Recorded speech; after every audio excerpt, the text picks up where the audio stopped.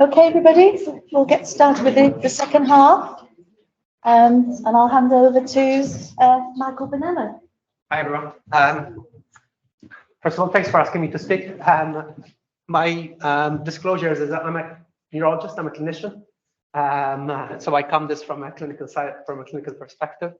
And I've been asked to speak about the kind of interface of genetics and neurology in day-to-day care. So I'm hoping I'll be able to convince you that the importance and how we're trying to, well, how it's changing really our neurology care in very rapidly. It's a very quick changing field. So I'll try and keep it to time. So I've got 15 minutes, but I'll speak first of all about the current diagnostic odysseys and how we're managing to actually identify a lot of rare disease, but also how it applies to common neurological disorders. So a lot of people think about neurology as stamp collecting. We're collecting very rare conditions, but actually this is fast changing, very common conditions. I come from a movement disorder background, from Parkinson's and adult onset kind of movement disorder. I see a lot of these patients, and hopefully will. And so I'll talk about that in the Parkinson's perspective, but you can extrapolate that to a lot of different conditions, Alzheimer's and other common conditions. So I'll start with the first patient actually. So this is Tom. He's so I inherited him about 4 years ago, and he has stuck with me really because it just highlighted the diagnostic odyssey. So he was around 23 when I met him for the first time. And he was known to the services ever since he was born. So he had jaundice when he was young. He was classified as having mild learning difficulties, had a developmental delay. He developed seizures, and he was referred to me because of the upper limb tremor. He had cortical myoclonus. So that's quite a. He has a lot of various neurological symptoms affecting various neurological systems, but it's actually very hard to pinpoint what the underlying cause is. And what you would actually have, what would have done even up to about 5 years ago, is you probably would have sent this gentleman's karyotyping, microarray after that. You would probably start testing one gene at a time, thinking, oh, what is the commonest cause of seizures and myoclonus and tremors? And you would do quite a lot of hours of reading trying to pick that up. You send it, and inevitably about 6 months later, you'll probably get a negative test. You'll be a bit deflated and maybe speak to the patient again and send another one. This was superseded about 5 years ago with next generation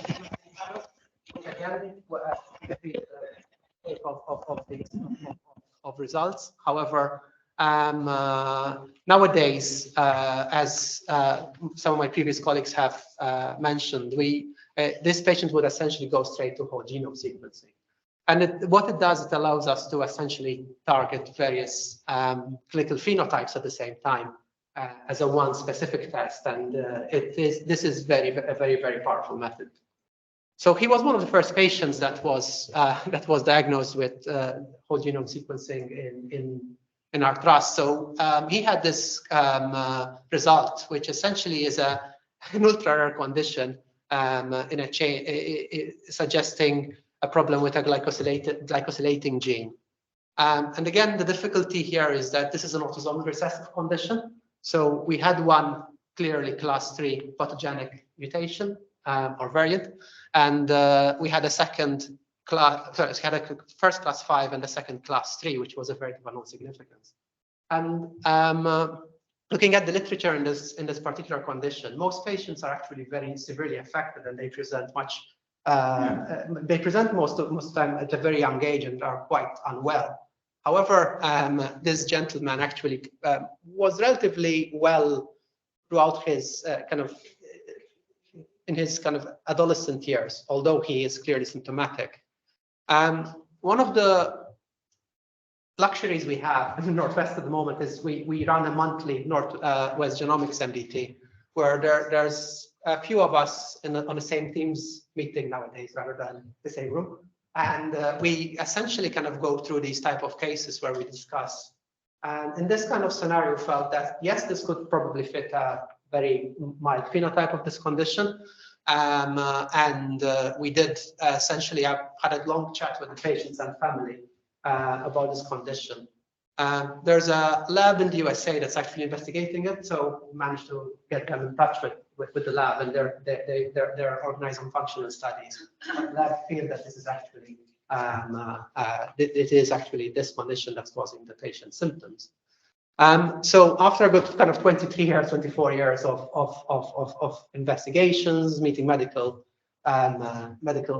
colleagues, we've managed to actually finally give them a diagnosis, and this family really stuck with me because they hoped that finally getting that answer actually was very emotional for them. So in what way has whole genome sequencing changed our clinical practice? So this is again another very rare condition, SPG7, or we thought so. But just looking at our cohort of patients, we've just purely from kind of the Walton Center in Liverpool, we cover quite a huge area, but kind of the northwest of England, we managed to identify about 20 patients that have been diagnosed with SPG7 in the last 3 years, really. So again, this is just a presentation we have presented in one of the neurological conferences. But essentially what we're also identifying is that we're not just identifying patients with known phenotypes. In this cohort of patients, we started identifying patients with newer phenotypes. So classically, these patients present with spastic paraparesis, but a lot of our patients presented with ataxia, with ophthalmoplegia, so different clinical presentations, again highlighting the strength of these techniques. And the other thing that I've essentially been picking up a lot is rare treatable conditions. So we've heard about ultra-modern genetic therapies, but these are conditions that where we have treatable, where they have relatively cheap treatments for them, and they have very important outcomes. So for example, if, Wilson's disease is one of those that us neurologists are taught never to miss. However, and we've picked up a few mild ones, mild patients, and it's a very reasonable, easy treatment for that. The same thing with things like dopa-responsive dystonia, for example, or some of the PRR2 paroxysmal dystonias. So it's essentially helped us treat patients who have these very rare conditions. Right, so this is another example of another patient. He, again, was in the services for a long time with seizures or episodic events that used to come on when he exerted himself. Again, so you can see he's got a bit of dystonia, and when he stands up, he has kind of a generalized dystonic disorder. He's got a condition called paroxysmal dystonia, which is related to GLUT1 deficiency. Now, for most people, this is a very rare condition. I would say 90% of people with GLUT1 deficiency will present with an epileptic encephalopathy. So what we're dealing here is with a representation of a very rare disorder. Why is this important in this patient? It's because that by modifying his diet, his symptoms have pretty much improved completely to a good degree. So he's able to live a normal life. So it's actually picked up quite a lot of things that we would have struggled to pick up clinically normally. Now, let's come to the ultra rare stuff, but this is actually from a patient last week. So he's 36. He essentially was diagnosed with Parkinson's disease. I was following him up for the third clinic appointment. We're on good standard Parkinson's treatment. And very commonly, patients with neurodegenerative disorders, with chronic neurological disorders, the question he's asked me in his third appointment is, why me? Why did this happen to me? Why I thought Parkinson's is something that happens when someone who's old. And is it genetic? Will I pass it on to my children? So historically, what we used to say is that yes, if there's a family history, there's a chance that there is a genetic risk, but actually that's very low. I wouldn't worry too much about it. Let's treat our partners as we would normally. Things have changed. So this is a nice review article on Parkinson's genetics by the Parkinson's Genomics Consortium. And essentially the genes related to Parkinson's disease has exploded. So over the years, so every few years, there are multiple genes that are identified via genome-wide association studies. They are and these type of studies, that can only be achieved with WGS, essentially are providing quite a lot of insight about the pathogenesis of conditions like Parkinson's disease. So what we now tell patients is that there are very rare genetic causes for Parkinson's that provide very high risk. So if you have a high risk gene, it's very likely that you will probably develop Parkinson's disease. Then there are some genes that are uncommon, but they actually infer moderate risk of developing the condition. And there are about 90 different genes that altogether will provide kind of a small risk to the condition. But if you actually hit certain of them, certain genes and certain risk factors, then there is a higher chance. So this is the type of thing that a lot of companies are actually using at the moment. So companies like 23andMe might be coming up with Parkinson's risk genes or risk scores coming out. There might be Alzheimer's risk scores that might be coming out, and so watch this space in the next few years. So it's really very hard to counsel patients, I would say. So in a 15-minute appointment, you're seeing the patient, you're trying to manage their Parkinson's disease. They're asking you about kind of their genetic risks. It's very, very hard. But what I normally tell patients nowadays is that we think there's about 25% that's related. Well, that there's genetic variations are contributing approximately 25% for overall risk. But we can check nowadays for some of the rare genes.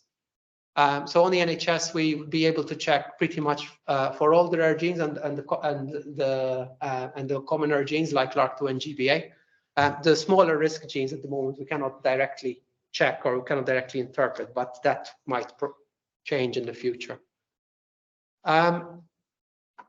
So this is the kind of my last bit, which is essentially, okay, fine, you can test me, I'll have LRRK2. How will that change management? So we've heard about counseling, we've heard about counseling patients, and there might be a degree of prognostication as well. There's multiple studies suggesting different genes can cause a different clinical phenotype in Parkinson's, for example. However, genetic clinical trials have exploded in PD. So there are multiple LRRK2, there are multiple GBA clinical trials going on. There's there's an Ambroxol study starting in GBA Parkinson's in the UK. That's been over-recruited by like tenfold. So the main problem for the recruiters has been actually selecting the right patients rather than rather than finding patients before it even started. So these are up and coming, and what we think they will probably do is they will probably not just treat genetic Parkinson's, but both LRRK2, for example, GBA, alpha-synuclein, have all been implied in the pathogenesis of the condition, of the neurodegenerative condition. So there is a lot of interest whether these type of inhibitors or certain types of genetic treatments might actually change the pathophysiology of certain neurodegenerative conditions in the future. And just to finalize, so this is not just Parkinson's. So there's motor neuron disease. Dr. Madhu mentioned Friedreich's ataxia. I've had patients with Friedreich's on my email in the last 2 months, kind of emailing when is this trial, when is the medication that's being licensed in the FDA coming up in the UK. So that will be coming out probably by the end of the year, hopefully. And there's multiple clinical trials in HD as well. So again, this is a very fast and expanding field that's very hard to actually keep up with. So just from a jobbing clinician, what are the challenges? So we've had quite a lot of difficulties with an explosion in administrative work. So if anyone has actually sent a WGS test in the last 2 years, they'll know the amount of paperwork it involves, the amount of clinical appointments it involves, the consenting process, all of that has been, well, wasn't terribly factored into day-to-day clinical work. So if you're seeing someone for 15 minutes after 2 years, they're coming to you with PD, with their Parkinson's. They're coming with a lot of baggage. They're coming with a lot of symptoms. They're trying to go through that. It's very hard to actually consent them in that 15-minute appointment. Education of colleagues has been quite challenging. So yeah, we've got 42 different neurologists at the trust. There are 20 surgeons, and it's very hard to get them to understand what it actually means. Some of them think, oh, we're doing the whole genome sequencing means we'll pick up rare things that we don't know about. So it's very hard to get that. And it's very hard to get them to engage sometimes. IT services have been an issue, as you probably all know. And then the other thing that has been highlighted already is this communication of uncertainty to patients and colleagues. So again, sometimes it's very hard for colleagues to understand that a VUS doesn't mean a diagnosis. The same thing with patients, and it's very hard regarding consenting. I think there's a very big opportunity in multidisciplinary team working. I've really enjoyed the last kind of 2 years, met a lot of colleagues from genetics department. Historically, we used to do genetic testing in silos, or we used to really have to justify a genetic test, at least in adult neurology. Nowadays, it's a bit different. We are, in a way, encouraged to a degree, as long as we're doing it properly and in the right frameworks. And it's always been a pleasure to work with patients. And I must say, some of the best times I've had, but as a clinician, is actually giving patients their diagnosis after 20 years in the journey. And that has been quite satisfying. So yeah, that's my kind of, just in time, 15-minute rundown of how it's kind of changing practice. Happy to take questions.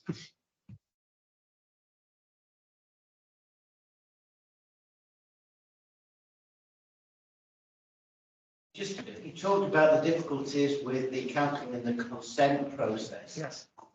Consent for HIV testing used to be a very complex, challenging procedure. And there are changes for implied consent with HIV, for example. Do you see a change in the consent process for genetic testings in the foreseeable future?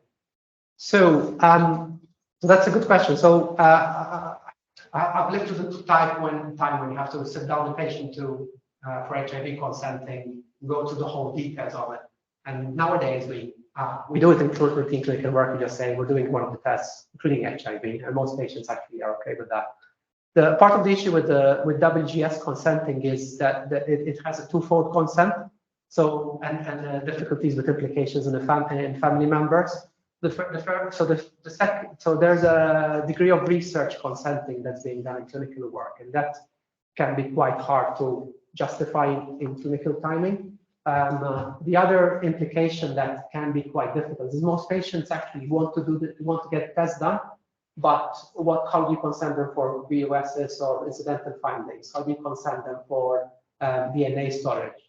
And that's something that I think we still haven't got to grips with in kind of clinical work. So what we've been doing is I've managed to at least pilot a nurse from patients to take on the consenting for WGS. So she's a very enthusiastic nurse. She's actually, and she's my hat's off to her, because she's maintaining a database and she's essentially chasing patients up and doing it in a proper manner. My main worry is that if we don't actually give the appropriate time for genetic consenting, we might be in a situation in the year's time where patients might kind of well, once you know your genetic result, you can't unknow that. And you might be in a situation in a year's time where you might regret certain decision making. So I think that is something that we need to properly fund a bit more, or maybe need to take resource a bit more. Yes. Just observing really that as we find more and more specific but rare functional problems, the cost of developing treatment for them must be geometrically expanding as well, because presumably most of the cost of development is still much the same as developing an antibiotic that you might distribute amongst millions of people. You just see the cost of these treatments just going beyond what anybody can reasonably. That has been kind of one of those ethical questions: is what can we fund and what is fundable. Yeah, I don't have an answer to that, unfortunately. I don't think anyone does, but these costs, these treatments are huge. And there's so much money put in clinical trials, and a lot of them failed, either drug delivery, particularly CNS disorders. So the HD, there's quite a lot of push for Huntington's disease, genetic treatments in the last few years. And the first few trials have actually stopped because mostly people think that they failed because of drug delivery. So delivery drug to the CNS has been a big issue. But again, is how do you fund? How do you keep on funding this in an ethical manner? Is I think it's, yeah, we can keep on debating till the end of the day. Good. Okay. Thank you very much.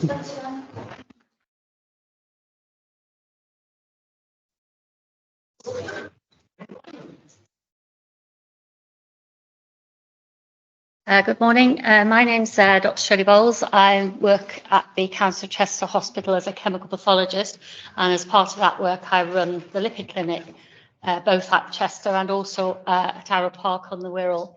The service I'm actually going to talk about is something that's been a dream of mine for many, many years, and has finally come to fruition in the form of the Cheshire and Merseyside familial hypercholesterolemia service, which is actually running as a pilot at the moment, but we're hoping that we will be funded to continue this work. So first of all, I want to just say what is FH, or as we tend to call it, familial hypercholesterolemia. This is a case that was referred to me at the clinic many years ago. He was a 17-year-old male who went to the dermatologist to start treatment for his acne.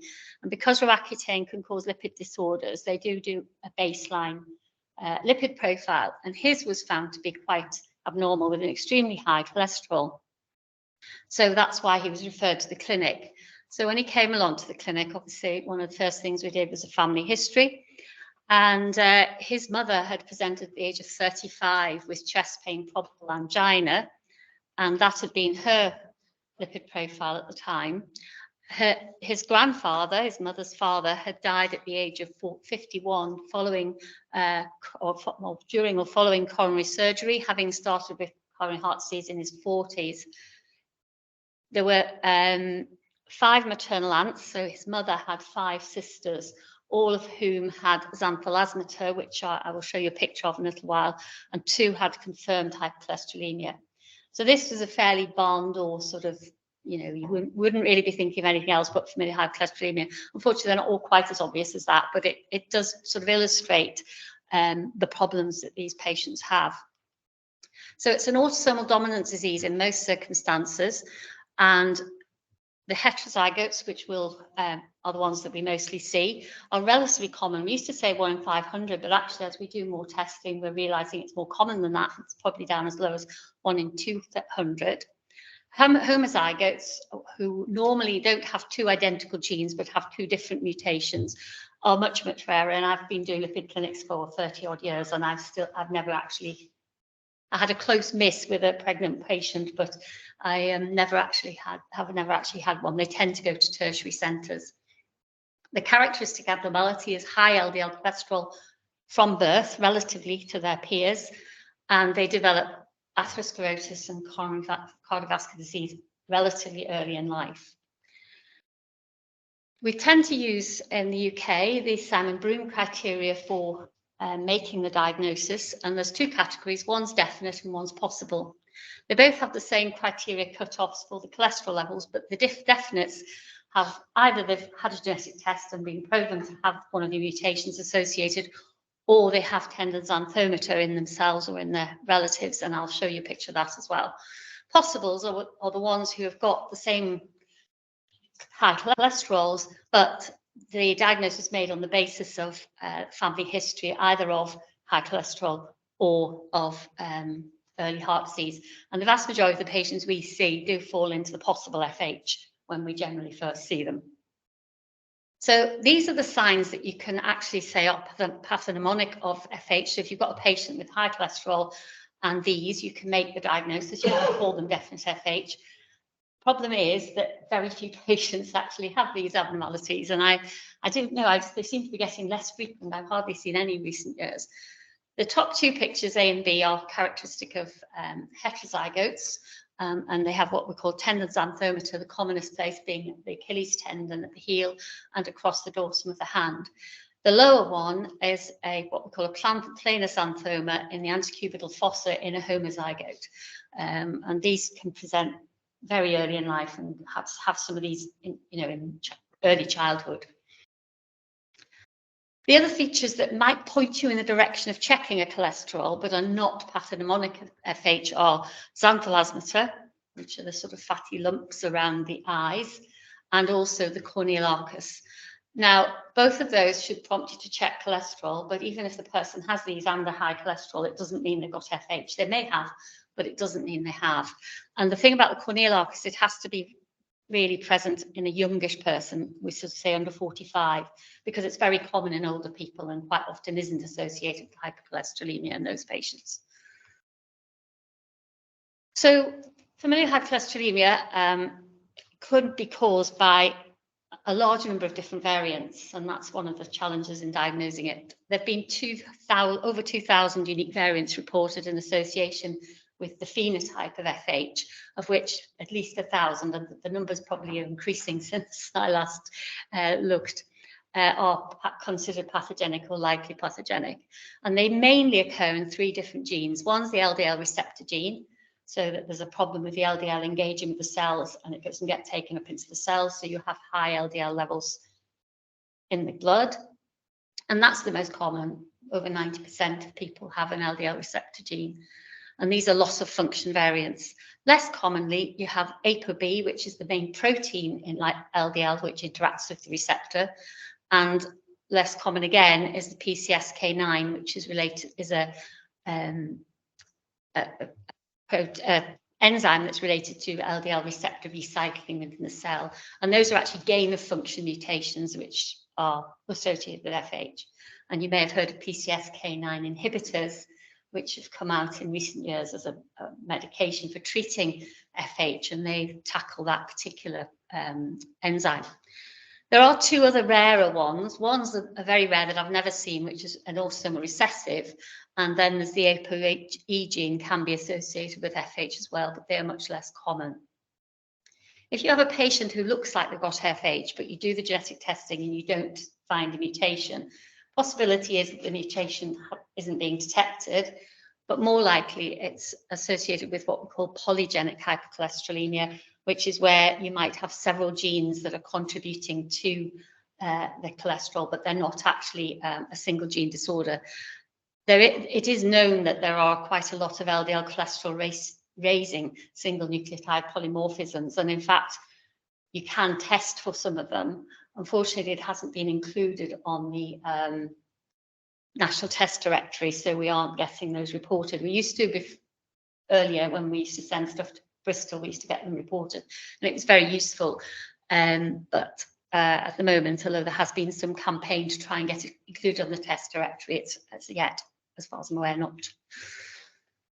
The problem of familial hypercholesterolemia is relatively early heart disease. Patients will develop coronary heart disease by the age of 60 in males, in 50% of males and 30% of females, and their relative mortality in the younger age group can be phenomenal. So people with FH who are aged between 20 and 39 are up to 100 times more likely to have coronary heart disease mortality than someone who doesn't have FH. So it is can be a really serious condition. It does vary though. Some families seem to be hit very hard in early life and others seem to be relatively unscathed.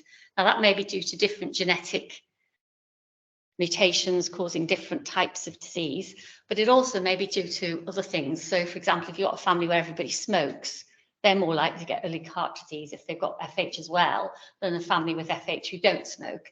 So there are other factors will interact with that gene and cause varieties in how the disease presents. It's also male versus females. If you've got in a family, males will tend to get the coronary heart disease earlier than females, which is the same in the general population. The important thing about FH is that although if they've got a terrible diet, their cholesterol will be worse than it would be otherwise. they're not going to get their cholesterol down to acceptable levels by diet. And I know I've had lots of patients who've been harangued in the past about having poor lifestyles, trying to get the cholesterol down when they are nowhere going to do it because they're, you know, genetically set to have a high cholesterol. The other thing is their risk is much higher than people with a high cholesterol due to other causes. So I have got a graph which I haven't included, but if you compare someone with the same level of cholesterol due to FH compared to someone who's got polygenic, the FH is a much higher risk. So using cardiovascular risk prediction charts in these patients is entirely inappropriate because it'll underestimate their risk and you'll delay treating. And we know that treatment is important because we know it makes a huge difference to these patients. There's quite a number of studies. This is one I just chose because it's got a very obvious impact.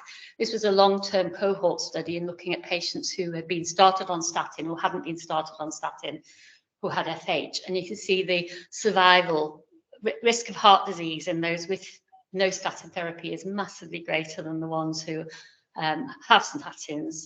And it's untreated, that they have 119,000 person years events, whereas treated, they get 11. So it's a massive difference.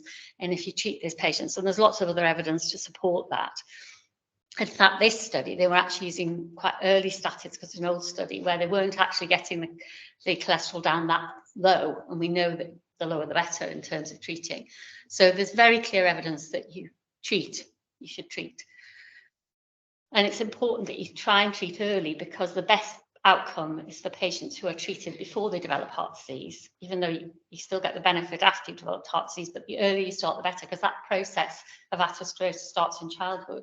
So if you get their cholesterol down to normal levels in childhood, you will really improve their outcome. The issue is the detection. We've only detected around 15 to 20% of cases of FH. And the long-term plan was fairly modest to just increase detection to 25% by next year. So it's not, you know, we're not even saying 50 or 75%. It's a fairly modest ambition because we know the challenges of trying to seek out these patients and test them. So that was the background to the FH service. And this is the team. Joe's going to take over from me at the moment. We're a small team because, as I say, it is a pilot study. But we've been seeing patients in the clinic since last July. And Joe's going to talk a bit more about the clinics, but I'm just talking about how the service is set up. The main aims are to offer counselling and genetic testing if appropriate, once patients have been identified as possible FH patients. Where they have a genetic mutation detected, we then invite family members so we can cascade out to try and detect more people who are not diagnosed. And then we look to give advice about management using the sort of national guidelines produced by the Accelerated Access Collaborative. This covers 5 of the 6 recommendations of the NICE guidance, which actually was first published in 2008 and was talking about genetic testing back then. And we've only really started doing it systematically in the last year. So we've been a bit slow getting off the mark, really. So this is just an overview of the service. I'm not going to go into it in great detail. Obviously, it starts with people finding these potential cases, either in primary care, through NHS health checks, secondary care, like that dermatology clinic where they did a test and were able to identify a potential case, or patients who are already registered with lipid clinics but haven't yet gone through the genetic testing route.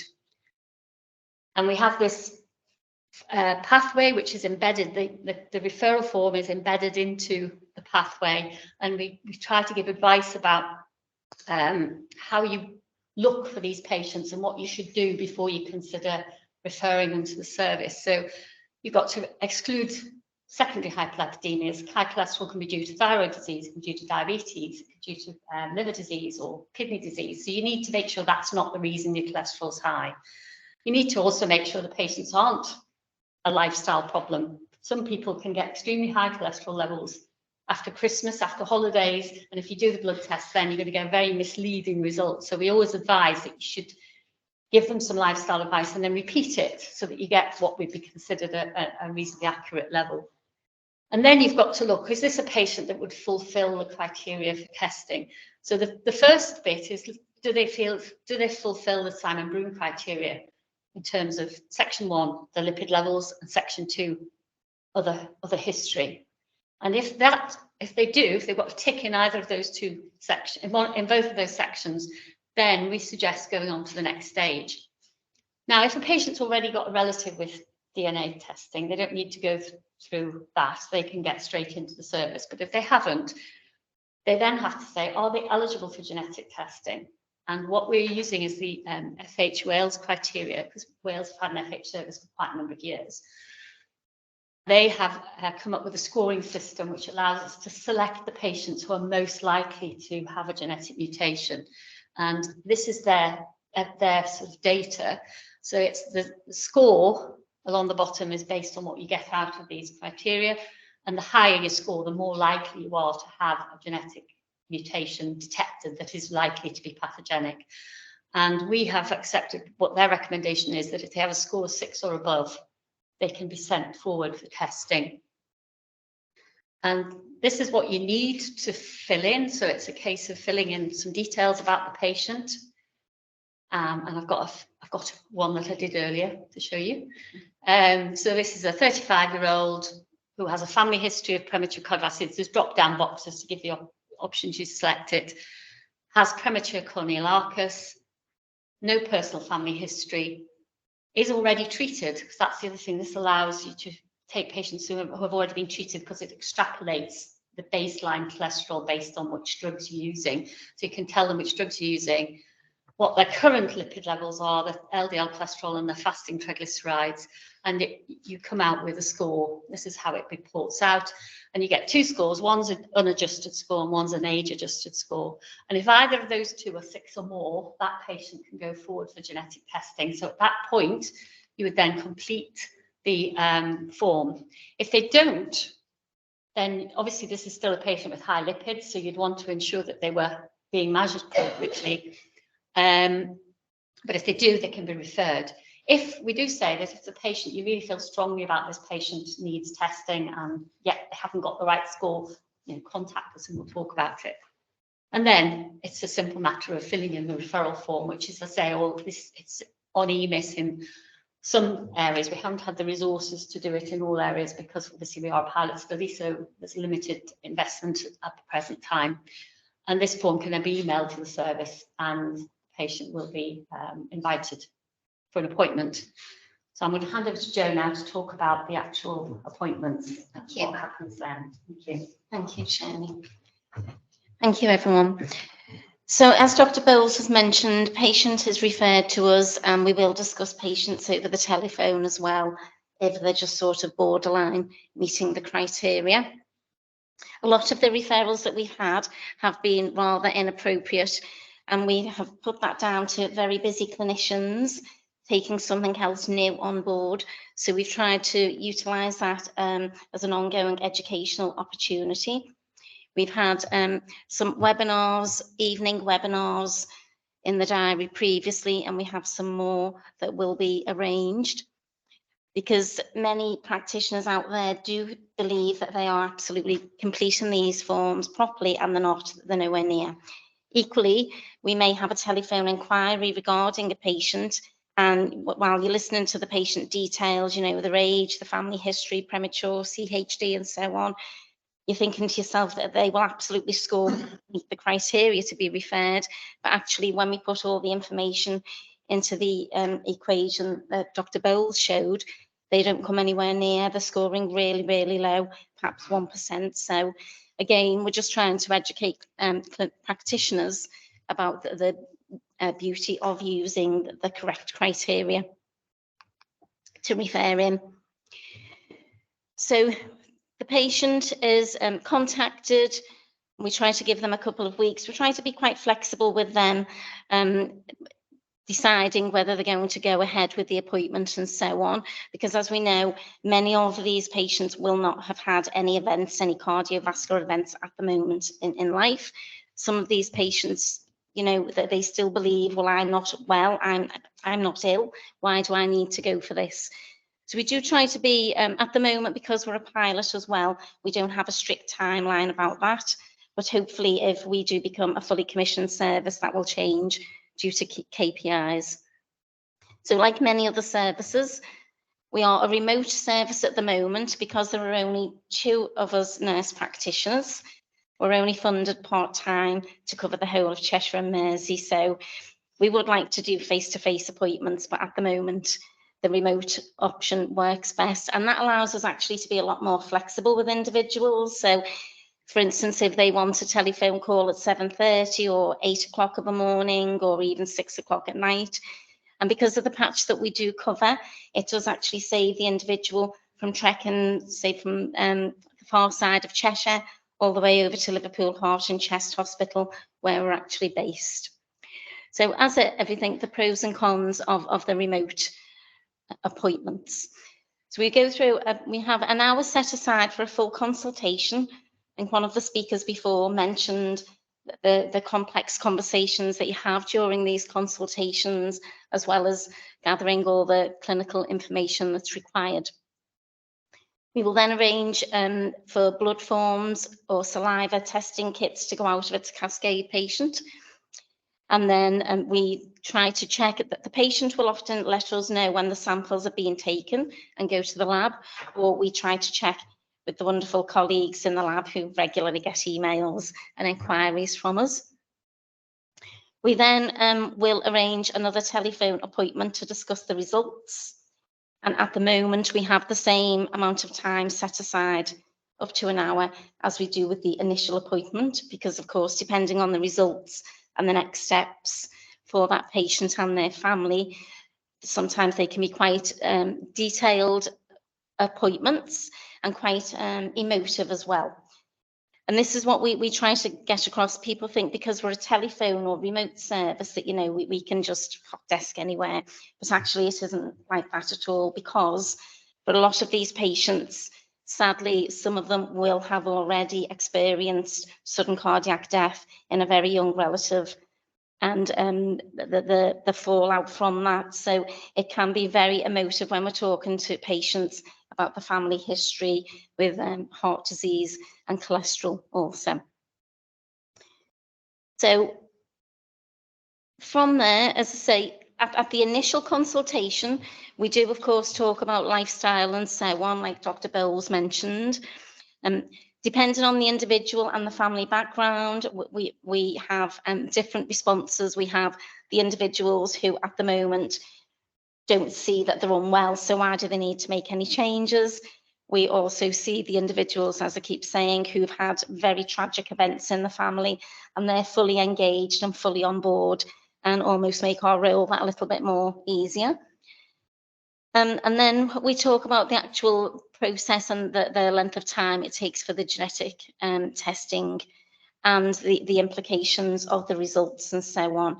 So I think for us as practitioners, it's very important that we do discuss with the patients the difference from going for a routine lipid profile as opposed to going through this process, and the results that can impact on a whole family. Someone else this morning mentioned, obviously, this isn't just about one individual, it is about the whole family.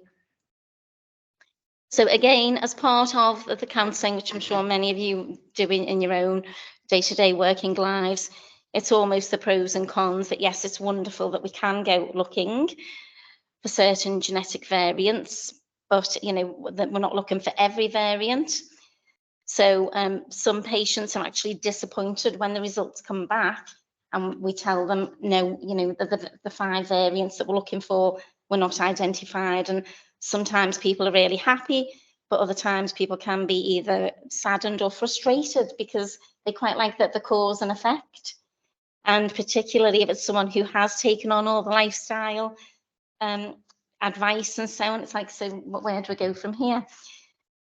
So like Dr. Bowles said before, many of the patients referred to us will already have high cholesterol no matter what, whether it's genetic variant or not. So we try to almost, use it as a positive opportunity for making every contact count, which is a huge term in cardiovascular prevention.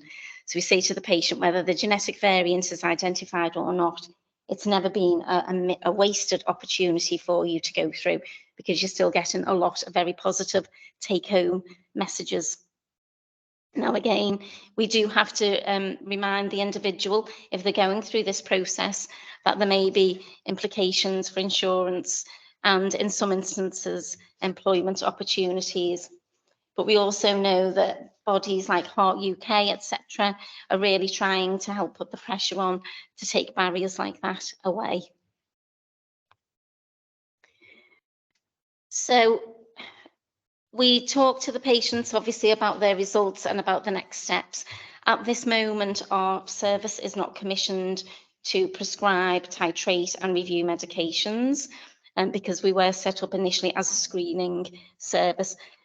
Going forward, we're just submitting everything for a business case. So going forward, that may possibly be a long-term goal of the service. Just so the patient gets a real one-stop opportunity almost, because I suppose one of the fears is that we do know traditionally many patients are not reviewed on a regular basis for their lipid management. And this is something that in Cheshire and Mersey, huge steps are being taken with the CVD Prevention Board, again, to try and reduce risks like that. So ultimately, if this service could achieve the titration and review of a patient, perhaps 6 to 12 months would be ideal. So again, when we have the results from our patients and we then communicate those to the local GP or the initial referrer, we do remind them of the different pathways that's out there for lipid optimization, in the hope that this is carried out. And again, I think increasingly it's about giving some patient empowerment and reminding them that, you know, that the current climate after COVID, lots of practices are short-staffed and so on. So just the little takeaway messages to the patient: don't expect that you will always be contacted about regular lipid reviews, which should occur ideally every 3 to 4 months until the patient reaches their target of reduction. So just quickly, a couple of other opportunities that we've taken. It was wonderful to be invited here today. We've also participated on a few other boards to do with the lipid lifespan pathway, which is when it's published, many people, including Dr. Bowles, have worked on as well. And it's basically about looking at every opportunity from birth until old age, when people pass away naturally. What options within the healthcare system or within the education system and so on can we have a look to tap in and start testing younger people for cholesterol, as well as people who go for the likes of NHS health checks age 40 and onwards. There are so many missed opportunities, and as we know with FH especially, the sooner that it's found, you know, the earlier people can be commenced on medication, in many cases from age 10 upwards. So, as I say, we remind clinicians and referrers about the pathways for successful lipid management. And again, the business case that is being submitted for this service, we are hosted by Liverpool Heart and Chest. And as I've just mentioned, they are very, very highly enthusiastic and very much engaged with cardiovascular disease prevention for the area, not just Liverpool, but the whole of Cheshire and Mersey. So we are classed as part of their CVD Prevent team now as well, and we are starting to engage in different health workshops with them, point of care testing, which many clinicians or specialists like Dr. Bowles don't believe that, you know, point of care testing is the be all and end all. However, it can be a little bit of a red flag to someone. So we will be getting involved in things like going out to some of the local schools and targeting the parents there as well. Okay.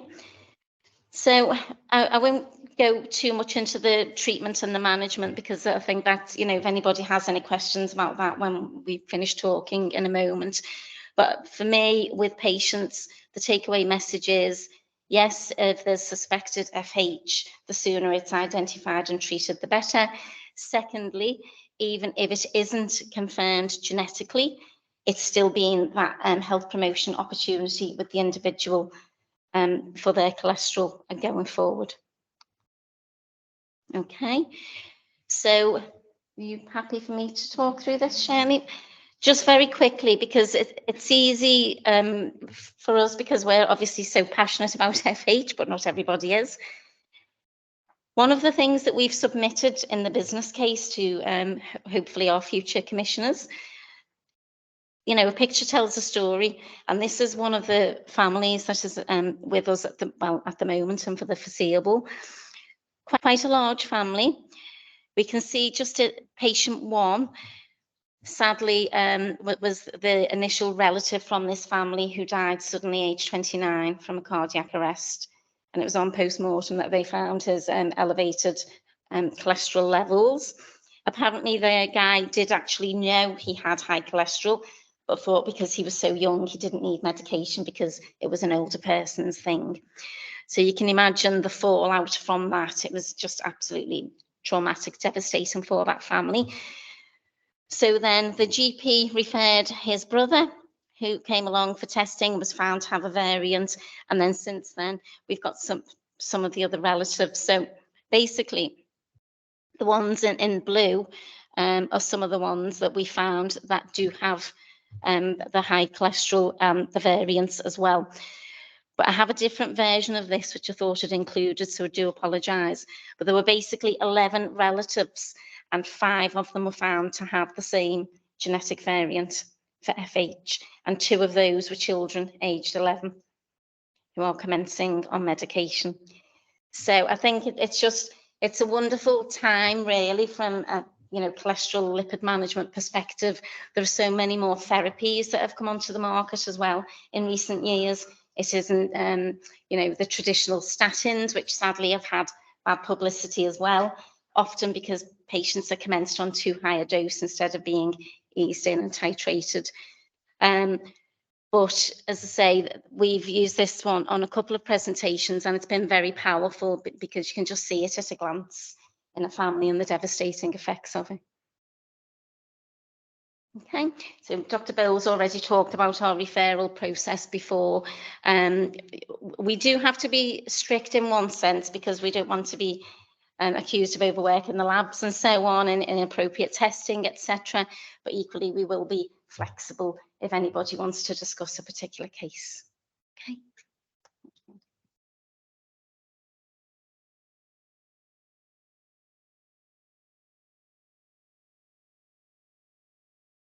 Yes, sorry. Do you have any questions? Obviously, the next week just needs to get away to another presentation, you see. So, any questions? Well, sorry. Okay. I was a bit puzzled by statistics. If you're saying that 1 in 200 of the general population have familial hypercholesterolemia, that's almost worth screening to start with for a disease that you can treat and has a significant impact on life expectancy. Well, that's the point of trying to get every opportunity to do cholesterol testing. I mean, we can't offer genetic testing to everybody because it would be phenomenally, expensive. And only about 20 to 40% of people who have the FH phenotype actually are shown to have a gene mutation. So the number who've got the right cholesterol levels is much more than 1 in 200. So you will pick up several times, 2 or 3 times. And I worked it out, I think, in my head that I would have to test 3% of the population genetically to pick up the cases. Now, that's obviously not feasible, but if you start by looking at just cholesterols and then go into a bit more detail using that screening tool for people who have the high cholesterols, then you can pick out the ones who are most likely to benefit from genetic testing. But yeah, the whole idea of doing things like NHS health checks is to try and pick up people, not just with FH, but also to give the opportunity to get cholesterol treated before they run into problems. But ideally, with the cascade testing, is to get down the generations and get the younger ones as well. But there may be opportunities to do screening at younger age, and there is a pilot called child parent screening, where they're screening neonates and looking at those with relatively high cholesterols, do genetic testing on them, and then going on to the families beyond that. So with lots of different places, we're trying to tackle screening, and then where appropriate, going on to the genetic testing. But yes, it is a common disorder, and it's frustrating that we've detected so few of them, really, because so many of them present when it's not exactly too late, and some family members it is too late, but when they actually already have cardiovascular disease. Thank you, Mr. Mullen. Thank you.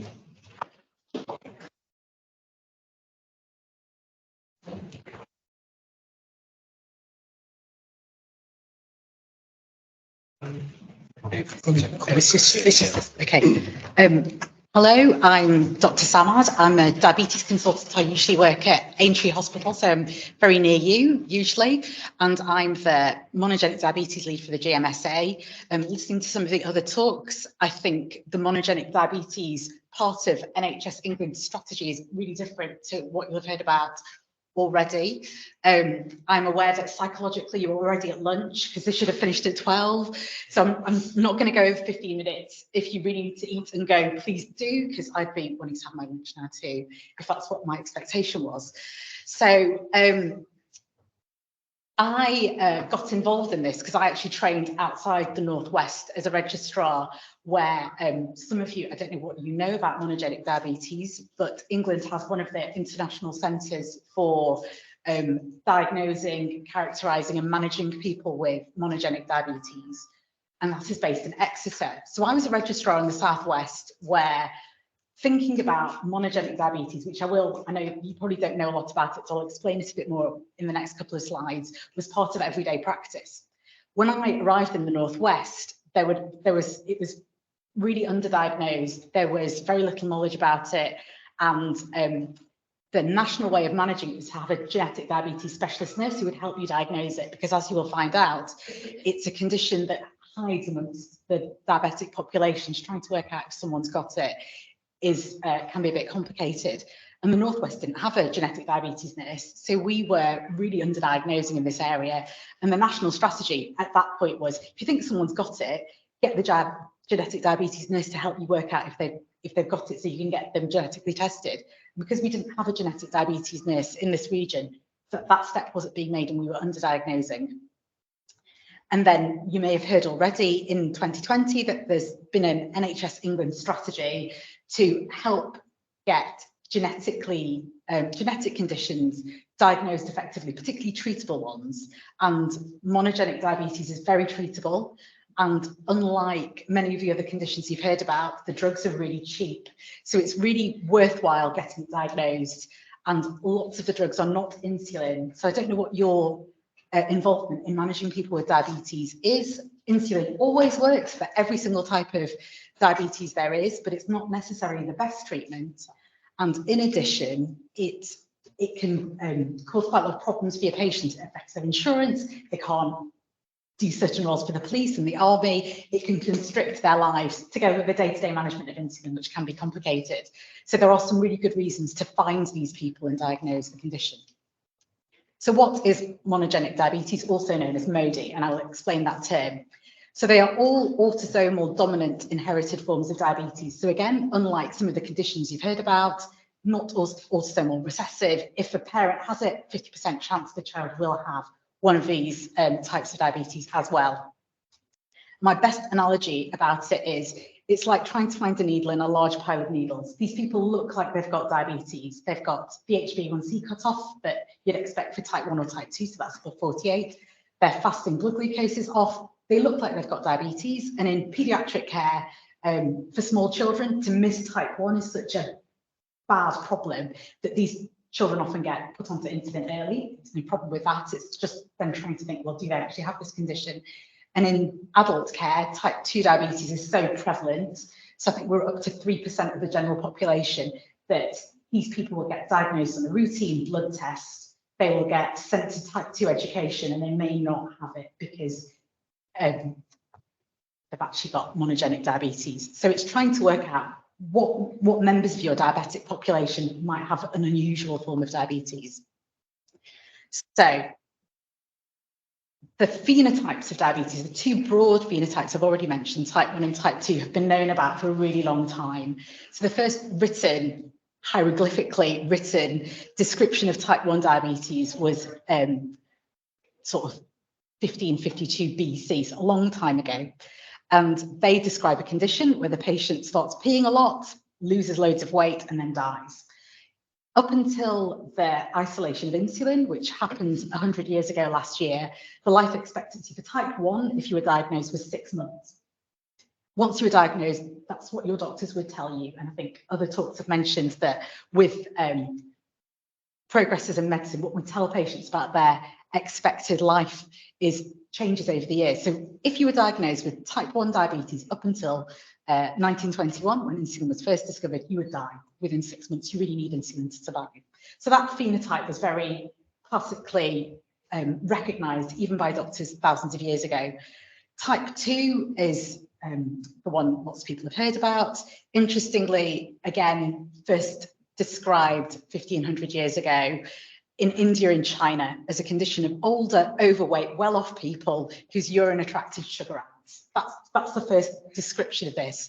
And it fits with what we know about type 2 diabetes. Older, overweight people tend to eat a lot. They kind of fit that diagnostic criteria, that phenotype. The type 2 population were not unwell in the same way that type 1 population were described. They weren't emaciated and would live for several years. So that brings us to what is MODY about? So MODY stands for Maturity Onset Diabetes of the Young. And that is because it's young people, so the young, so they kind of fit the type 1 phenotype from that point of view, but maturity onset, because they didn't die, it was insidious, they didn't become rapidly unwell. So that's where that term comes from, maturity onset diabetes of the young. Kind of looks like a type 2 because they don't really need insulin, but they're young people.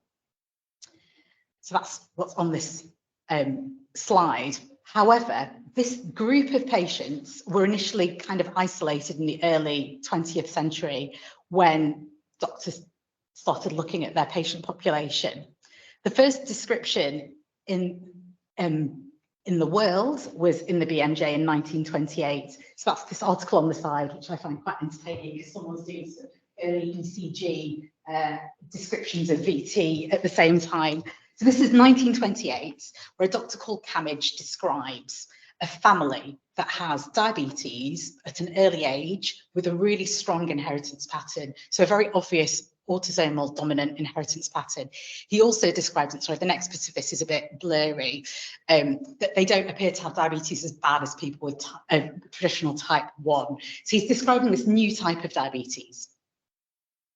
So this is Camage's family, but some of the family he's describing, you can see there, late Victorian, many years ago, and the numbers over the top of their people is the age at which they're diagnosed. These are all siblings. They're siblings in one family, diagnosed at the age of 23, 23, and 33. Remember, his article is from 1928. Insulin is only around from 1921. And these people end up living a longer life, which brings us to the next photo of the next description of this condition in the 1970s. So people kind of forgot about this. Insulin came along, you could treat anything diabetes related. And then in the 1970s, another doctor called David Tattersall described inheritance in another family. So this is the family he described, which I think are either in the early 1960s or late 1950s at the time of this photo being taken. The bride has diabetes from the age of 17. This is her mother, diagnosed at the age of 17. Her grandmother diagnosed at the age of 12. I don't know who the age 23 person is. I think it's her auntie. And two of her nieces, they're not siblings, they are cousins, both diagnosed at the age of 9, even though they weren't matching outfits. So this is a lot of diabetes in one family. It's very unusual in type 1 to have this many people with diabetes, very unusual in type 2 to have 9-year-olds slim, they're all slim, with type 2 diabetes. One of the 23-year-olds off Camage's initial article is the 23-year-old diagnosis, older lady on this. So the other unusual thing from this picture is all these people are surviving quite a long time. The survival, even with insulin, with type 1 diabetes, was probably only about 20 years from the 1920s onwards. And these people are surviving in one piece. So it doesn't behave like type 1 diabetes because people are well, don't appear to need insulin or as much insulin, non-progressive, not type 2 diabetes because people get it young. And it has this very, very strong family inheritance pattern.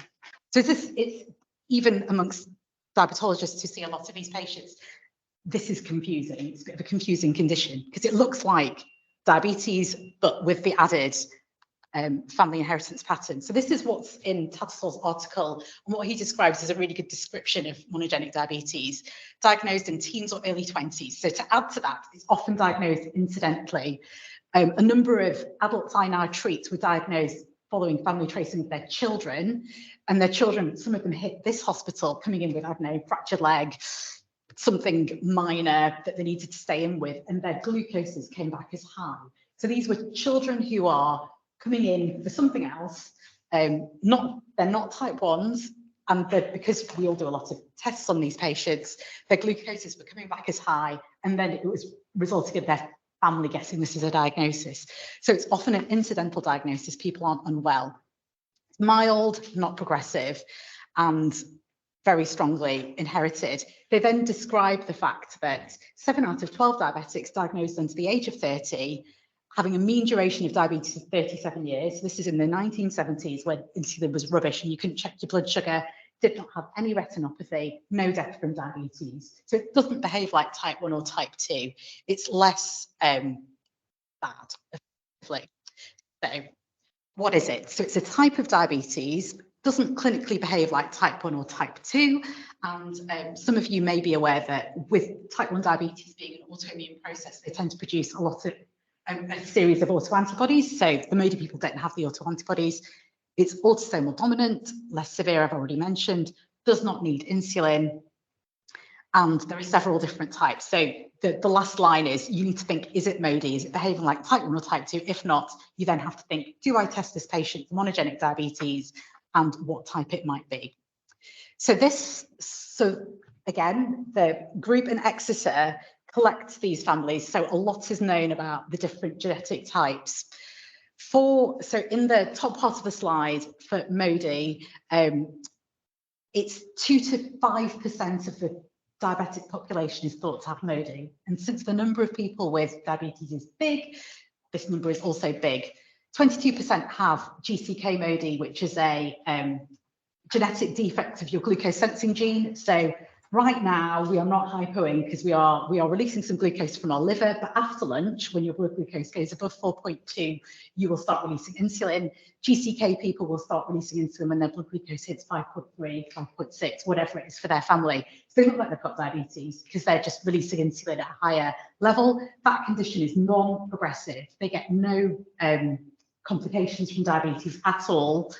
So no increased cardiovascular risk, no DKA, nothing, because they just have a different set point for releasing insulin. But they look like they've got diabetes on blood tests. Also, you don't give them any treatment, because if I give them some insulin, they will just buffer to their glucose. So that's a type of, it's the monogenic diabetes community now has declassified that. There's not actually a form of diabetes because it's non-progressive and doesn't need treatment, but they do have a weird blood glucose. The middle group of transcription factors, HNF1 alpha is the most common, HNF4 alpha and HNF1 beta are the ones we come across the most frequently. HNF1 alpha kind of looks a bit like type 1, a bit like type 2. HNF4 alpha does this very weird thing where the transcription factor is overexpressed in fetal development. So these babies, regardless of whether their parent has diabetes, are always macrosomic, always very hypoglycemic on delivery. So if you kind of know their family has this running in it, it's worthwhile. Well, those pregnancies need to get managed in a specific way. And it's even worse if the mother happens to have diabetes as well, because her blood sugar is going to be added onto this transcription factor, making this baby hyperinsulinemic. HNF1 beta is associated with renal cysts, pancreatic cysts, and neurodevelopmental issues and Asperger's. These patients often present with their renal problems first. So interestingly, because you're all pediatrician-esque people, these babies in utero have renal cysts before they present with their diabetes aged teenage to 20s. So but they're still a monogenic diabetic disorder, if you see what I mean. So they have slightly different phenotypes. HNF1 alpha, 4 alpha usually only cause blood sugar problems in teenage to 20s, but that's again variable from family to family. And HNF1 alpha and 4 alpha are sensitive to sulfonylureas. So drugs like gliclazide and glibenclamide, which we see a lot in adult care, very cheap because they've been around for 70 years. So if you declassified someone from type 1 diabetes to HNF1 alpha, you'd be taking them off insulin and giving them tablets. The neonatal group, obviously you don't know about their parents. These tend to be, well, you do know about their parents, but these tend to be de novo genetic mutations, all autosomal dominant. The group at the bottom, the KIS 6.2, oh, where's the other one gone? ABCCB's gone from the bottom of it. So neonatal, don't know, has anyone seen neonatal diabetes present in this group? He has passed away. I've only seen the adults come through. So very, very stressful, failure to thrive child before the age of 6 months, quite uncommon. So they present before the age of 6 months because type 1 is caused by your immune system, and this is not an immune system caused condition. So neonatal diabetes has only been well described for about the last 20 years. All these children ended up on insulin up until about 15 years ago. Now, if you've been diagnosed before 6 months, you should get genetically tested because you will have one of these, or you'll have a new form of neonatal diabetes. It is very stressful to manage a baby on insulin, but some of these can be managed with glibenclamide, glimepiride, a sulfonylurea equivalent, which is very different for the family. And again, lower risk than type 1 diabetes. So it's a useful diagnosis to make if you can make it. But again, I suppose in the world of paediatrics, a sick baby with a high blood sugar under the age of 6 months has got alarm bells ringing anyway. But those people need genetic testing. So monogenic diabetes is thought to account for 3.6% of all UK diabetes diagnosed under the age of 30. Initially misdiagnosed in 80% of the cases. So you find high glucose and you think type 1, type 2, treat that. Not, could they have something else? There is widespread variation in cases across the UK, and it's to do with the fact that diabetes clinics are busy, clinicians are panicking slightly about, oh, I need to teach you insulin, so you don't think about what could be going on in the background. Also, because type 1 and type 2 are not traditionally inherited conditions, we don't take family histories at all in our clinic. We just don't for diabetes. Pediatrics, I'm hoping, is slightly better. We probably miss out on things. And there are now lots of genes associated with monogenic diabetes. So the NHS England strategy was based around, we know these conditions exist. We have lots of information about what genes cause them. We have robust testing and known treatments. So the NHS England strategy was, we want you to diagnose more. And that's how I got involved in this as the GMSA lead. How do I make our region diagnose this more?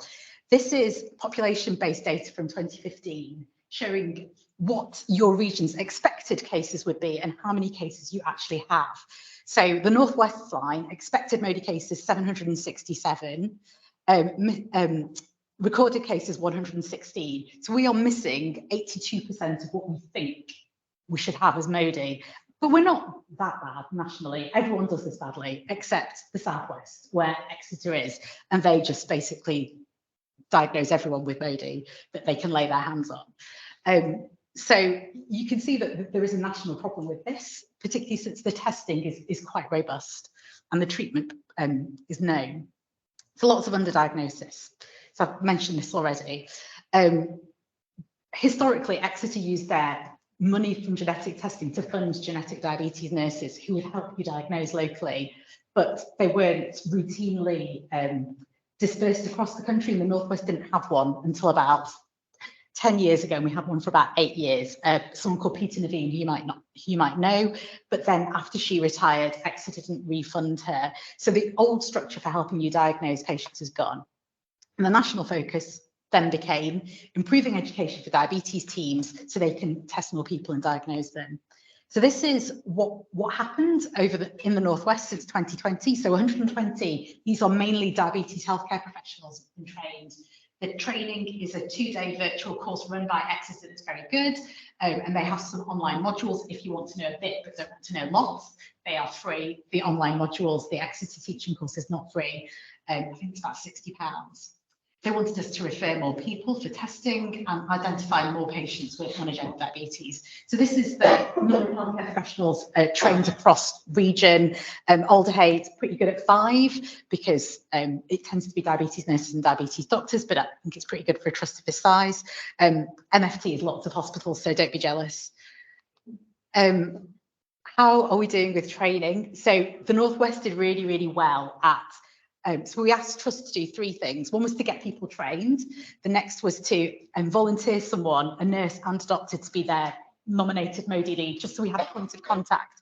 So you can see that the Northwest has got 84% of our trusts have got some trained staff, and the trusts with an identified lead is really high. And the Northwest bought into this really, really well, more so than other areas. So the impact nationally, so the number of referrals you can see went up by 80. So that's quite a lot, 25%, but the pickup rate stayed the same. So we think more appropriate people are being referred. The family testing, you can see the pickup rate has gone down, but it's important to get family members tested and the referral number did go up. So this is the number of trusts across the Northwest and how many referrals they made. So again, Alder Hey does pretty well. I do know the diabetes people here because I do transition clinics with them. It's a pretty good number of referrals, and across the region in this year, the number of referrals went to 77, which, given that in 2015 we only knew about 116 people with monogenic diabetes, only 20% of these referrals will result in a case, but that's still quite a lot. So we did well at expanding knowledge. So from a point of view of a tertiary centre, you are likely to come across more family members that will tell you they've got MODI in their family, or with more awareness about it. The other thing that the GMSA did was make some materials to help people identify these patients and help them with what they needed to do next. I'm sorry, this is all a bit small. You don't need to know about it in detail. So there's a MODI quick reference guide for how you organise testing. So the testing breaks down to you need to take a family history, you need to make sure they don't have type 1, which is antibody testing, and then you do a MODI risk score. That's the links to it are on the quick reference guide, and then you just send blood to Exeter. They're not special blood tests, and they usually send you the monogenic diabetes result in somewhere between 2 to 6 weeks, depending on what test you asked for. The bottom 3 bits was a really important thing we had identified as a problem in the Northwest, which is people are identifying a proband with the condition, but they're not family testing. And that's a problem for probably a few reasons. One is that in paediatric care, you don't have access to the adults. In adult care, I don't have access to children or whole families because they're spread across region. And so the genomics team have helped us make a pathway of, well, actually, we can get clinical genetics to help us with families and get them tested. That's really important. Remember, it's autosomal dominant. Diabetes is common. Anyone in your patient's family with diabetes should be tested for their type of monogenic diabetes because they are very likely to have it. So there's the slide on the top is to help obstetric teams, because this is quite commonly diagnosed in obstetric clinics. And the bottom is a screenshot of the monogenic diabetes part of the GMSA website, where lots of this information is, because these patients are few and far between, but it's important if you make a diagnosis to get it made and to get the patient managed correctly. There's also a national site called Diabetes Genes run by Exeter that has what all the types are and what all their treatments are, together with contact details if you're stuck with your patient. So in summary, there's a national strategy to improve the diagnosis and management of genetic conditions, but in the Northwest for MODI, it's about getting people trained, raising awareness, because all the testing systems are kind of already there. And that's the end. Thank you.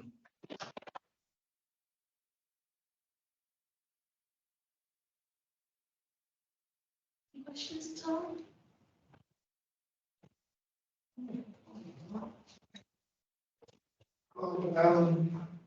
If your incidence is 4% in the junior diabetic population, then you presumably should be able to figure out which of those are actually going to be autoimmune diabetes. Yeah, because you can autoimmune test them. So it should be pretty quick spotting the ones, as long as the people who are dealing with the diabetes know to think about MODI.